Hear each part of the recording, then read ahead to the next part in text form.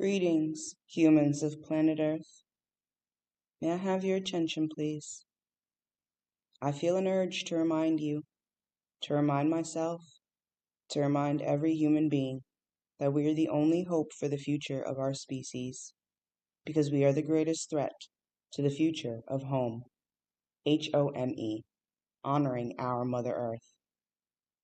Our marvelous blue marble, swirling through the space of our solar system, protects and provides for every earthling like any caring mother. She is the reason we have fresh air to breathe, clean water to drink, nutritious food to eat, and even medicine for balancing health. Mother Nature provides everything for all of her children. We have the ability to help maintain her abundant balance, to assist in protecting and providing for all of the life on our mother planet. Instead, we usually take her astonishingly diverse abundance for granted as we cut her open, rip her apart, take what we want, and leave her trashed. Did you know that there is an island of garbage floating in the Pacific Ocean that is twice the size of the state of Texas? Did you know that the Amazon rainforest is being burned down acre by acre to make space for cattle to graze because Americans want more beef? Did you know that humans have created so many destructive practices that in less than 100 years we have sliced the wilderness of our planet in half? If you did not know these things before now, you could not possibly have cared. But be honest with yourself. Now that you do know, does it mean anything to you? Does it change something about the way you choose to move forward in life? Does knowing that we are a threat to our home even matter to you? We are the stewards of our world, those who will determine if there is a world 7 generations from now. We are the observers, the feelers, the thinkers, the doers. We are the believers, the dreamers, the choosers, the changers. We are the most powerful decision-making force in our world, yet so many of us feel powerless. Too often, we fear that we cannot ever have what we truly want because we are not worthy, or that we will never do what we deeply desire to do because we are not capable, or that we won't ever find anyone, anywhere, that will allow us to thrive, enjoy our best lives, feel our best each day. But most of all, we fear that we will always be unsure or afraid, that we will forever feel alone. We have forgotten our most basic truth. We are whatever we believe we are. We are whatever we believe we are. We are whatever we believe we are. We are whatever we believe we are. If you believed that we were superheroes, we would feel, think, and act like superheroes. If we believed we were dirty rags, we would feel, think, and act like dirty rags. Instead, most people seem to believe that we are either limited, isolated accidents, like a mishap of cosmic evolution, or that we are limited, isolated sinners, divinely designed degenerates who must prove their worth to a judgmental deity. If you believe that you are a fluke, or that you are predestined to be evil, you might feel, think, and act like you have limited choices. As we believe, so it is for us. And if you tell a lie loudly enough, for long enough, everyone will eventually believe it, no matter how crazy it may seem. Weave that lie into a tapestry of lies, intertwined with obvious truths, and you can even convince those who are most suppressed by the network of lies to fight to the death in support of them. So, even though we all know that no human can actually own any piece of land, many still believe very deeply that owning real estate is real power, real value, real freedom. There is a limited amount of land on our planet. If you believe that parts of Mother Earth can be claimed by people, like fleas claiming hairs on a dog, then the people who claim to own her land are also in charge of everything on that land. And the people who live on that land but don't claim to own the land have no real power over anything, even themselves. The law of the land controls their choices. For those of us who did not inherit or buy property, those of us who have struggled to provide for basic needs, we are left wondering how much we matter in this world. We often come to fear that we are not good enough, not deserving of financial freedom and the privileges it affords. Apparently, those who inherit property also inevitably wonder whether or not they are good enough, deserving of their financial freedom and the privileges it affords. Our true selves can't help asking the obvious question: why does one infant inherit wealth or an empire, while another inherits debt, poverty, or servitude? We want it to make sense, but owning parts of our mother never did and never could make any sense, which does not stop us from having very strong feelings about the practice of passing on land parcels to our progeny. It does not matter what is true or real or possible. Our feelings are valid because they are based on what we have learned to believe about Mother Earth, ourselves, our true nature, about our bodies, our minds, emotions, and also about each other. When we inherit the belief that we are inferior in some way, less powerful, less useful, or worth less, as children, we quickly learn to feel, think, and act like we are less powerful, less useful, worthless. As we believe, so it is for us. We could all benefit from a reminder now and then that we are stronger than we seem, smarter than we think, and braver than we believe. Even when we know our truth, we still often feel like there is nothing we can do to change the way things work in this world. We believe that we are not enough because we no longer know enough about our whole selves, which means we cannot use enough of our true power. Most people aren't even fully aware of all four of themselves. So how can we begin to practice maximizing the potential of our physical development, our mental concentration, or our emotional depth, let alone our spiritual evolution, if we don't even know they exist? We are all of these four distinctly connected cells: body, mind, heart, and spirit. Each one of our cells can create independently, but together they can co-create a dynamic framework of infinite possibilities. Our body's abilities and resilience are miraculous, and they play a vital role in how we experience earthly possibilities. But they are limited and temporary, and we are neither. Our minds' calculations and imaginations are magical, manifesting possibilities beyond what we currently know to be possible. But they are preoccupied with survival, and we cannot die.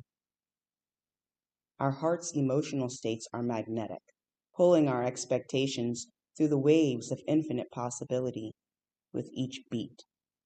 But they can be erratic and inconsistent, and we are infinite.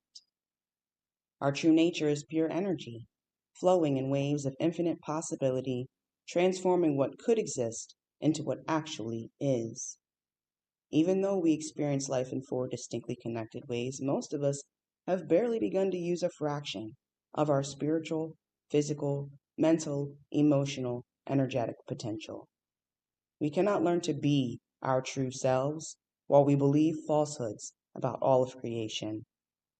We don't remember what we are, so we don't remember how to practice wielding the fullness of our power. Everything in creation is energy that functions based on universal truths. These universal laws govern the fabric of reality, and the most fundamental law is oneness, or connectivity. At its origins, at its end, and during all the time in the middle, we, the universe, are one. We have always been one, and there is no force that can break that unity. But we can believe that we are alone and disconnected, so we can feel, think, and act like our choices have no real impact. This belief can only change by paying enough attention to it to question it thoroughly. When we start to question our truth, we can start to respect ourselves differently. Many people think that respect is a feeling, so we feel respect for the parts of creation that we like, but not for others. But respect is from the same root as spectacle and spectator. It is a choice we make to look again. In order to truly respect ourselves and learn to see ourselves again, we must first be brave enough to question all we think we know. We can practice re-seeing all of existence as one self-aware entity, and practice respecting ourselves as perfect fractals of creation, like ants in a colony, or cells in an organ, or water droplets in an ocean. We may seem relatively small, but we are crucial to the whole. We also have all of the aspects and abilities of the whole. We are infinite beings, connected with all of existence, pieces and parts of universal energy with many different pieces and parts. Despite our fractal natures, creation contains no copies. Everything in existence is unique and perfectly designed for its unique purpose. And we, human beings, are not alone. We are all one. We are the designated designers, the creation created to create, the magical magnets that manufacture matter. Even when we are scared, we are still sacred. How do I know? For most of my life, like other people, I didn't. These truths were hidden and lost behind other people's limiting beliefs. But when I was a very young child, my mother made sure that I knew what I was. She helped me learn to recognize the magic in what most people consider to be mundane.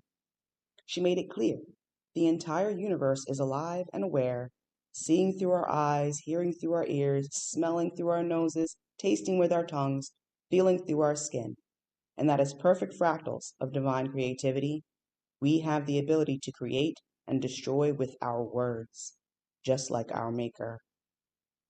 My mother taught me that nothing is impossible, and that with faith and fortitude, anything and everything can manifest. Also encouraged me to question everything, including her. The truth is bulletproof and can withstand any questioning, but untruths will quickly be exposed and unravel when questioned. So when I met people who believed I was not good enough, I questioned them, at least at first. Eventually, however, I started to question myself, my beliefs, my mother's beliefs that I am more than what others say they see. I wondered how so many people could be so wrong about how powerless and alone we all are. I wondered if they might be right, and started doubting my worth. Soon I felt powerless and alone too, and I started to think the way that most people think because I believed in the same limitations that most people believe in. Then, because I felt and thought that I had very little power, I acted as if I had very little power. So that is what I experienced. As I believed, so it was for me. But the year I graduated from college, I was walking home to my first apartment from my first full-time teaching job when I heard a voice. It was clear, calm, and concise as it said, "God is about to hit you with a car. Pay attention." Then my life was literally turned upside down, and I was on the ground in a puddle. A few months later, an MRI confirmed that my spinal cord was badly damaged and deteriorating, a diagnosis that is insanely rare. At 23 years old, I was told it would be a miracle if I made it to 40. There are many reasons why today is my 46th birthday, but the main reasons are my beliefs and my persistence. It has not been easy, but by believing that anything is possible with healthy expectations and tenacity, my spinal cord is actually healing. Even though I am very aware of the effort it has required, the fact that I am still alive, the fact that the most recent MRI showed significant healing, the fact that The list of over 100 symptoms, many debilitating, is now less than a dozen even on a bad day. All feels unreal. I believed it was possible, but to actually be experiencing it is genuinely miraculous. I feel so blessed and grateful every day, even when the few remaining symptoms overwhelm me. I feel like I am discovering or maybe uncovering ancient secrets about human potential, and I want to share what I have learned to practice with anyone who might appreciate or be able to learn from my experiences. I have helped countless children to overcome extreme obstacles like autism, because in my training, I was taught to question the labels we place on children. So I started my healing journey by questioning what the professionals believed.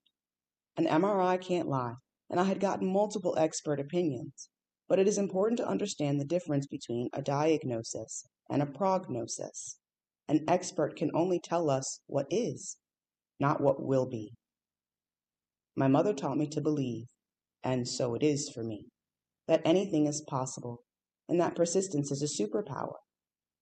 In my work with children, I have learned how powerful it can be to be relentlessly supportive while helping each child adapt to the new abilities required to thrive in new experiences. I held on to the beliefs that I had learned in school, along with the beliefs that my mother shared when I was very little about what we believe, and I refused to accept the prognosis I was given. I chose to believe there was a way for me to not only pause, but also reverse my damage, and I was determined to succeed. When I first began to apply everything I have learned to believe about belief and persistence and about helping people with exceptional needs to conquer their challenges to my own struggles, I felt like a lunatic. Who was I to believe that I could do something that every doctor believed was impossible? I couldn't even imagine clearly what my life might look like after I was healthy again. But once I started, there was no way I was going to stop. Quitters never win, and winners never quit. Because I was physically devastated and spent nearly a year practically bedridden, my first priority was investigating how to respect and reconsider the perspectives I had had about my physical health. During the practice of learning to maximize my physical potential, however, I came to understand how much of my physical care relied on how I was thinking. So I expanded my focus to include re-examining my thought patterns. As I questioned and adjusted my mindsets, however, I recognized that my intense self-hatred was the biggest obstacle. I thought I hated myself because I had internalized the sexism, racism, classism, ableism, and other lies designed to support land ownership rights. We don't always know why we feel what we feel. Recently, I remembered the real root cause of my hatred and quickly realized that it isn't actually relevant anymore. I committed decades ago to loving myself thoroughly, not just as a feeling, but as actions and choices. And for years, I have been succeeding more often than I fail. As I believe, so it is for me. As I keep doing what works, believing and persisting, essentially practicing self-parenting, I'm not only remembering, but seeing evidence of our most basic truth. We are whatever we believe we are. I choose to believe in the possibility that I will live past 100, and I continue to persist in learning how to make that possibility my reality. I have also been relearning many interesting truths that have been lost and hidden from most people for millennia. For instance, did you know that humans are social creatures who prioritize connections over everything else? This is why we will often choose to stay with a familiar group that is flailing instead of joining a new group that is thriving.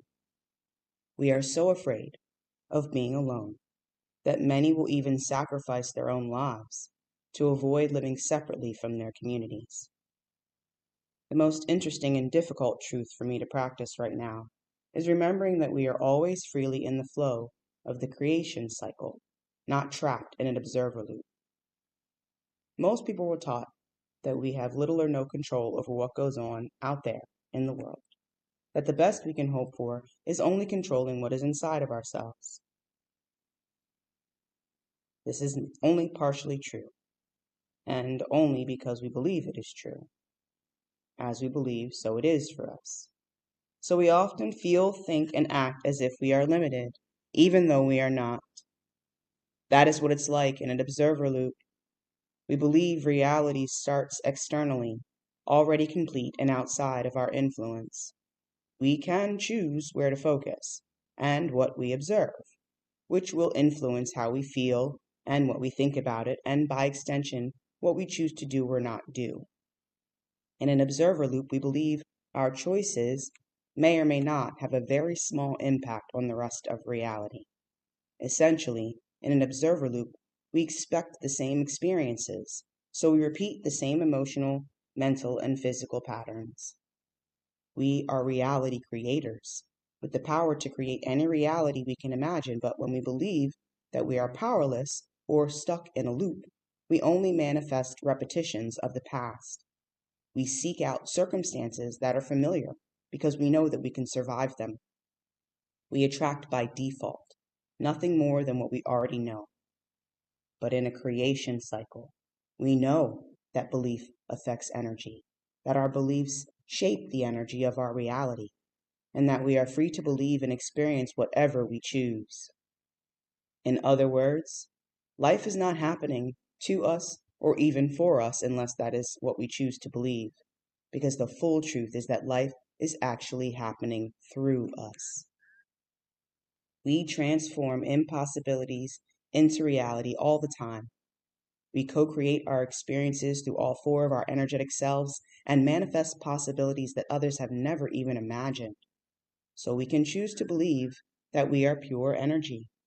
We can choose how, where, and when to feel our energy, what to think about it and ourselves and each other, and also which possibilities we will embrace, resist, or practice changing. If we accept the truth that we are whatever we believe we are, because we are fractals of divinity, that means when we choose to feel, think, and act like our true selves, anything is possible. The divine creator is breathing through our bodies, so if we were to believe it is possible, the universe could even speak through our voices.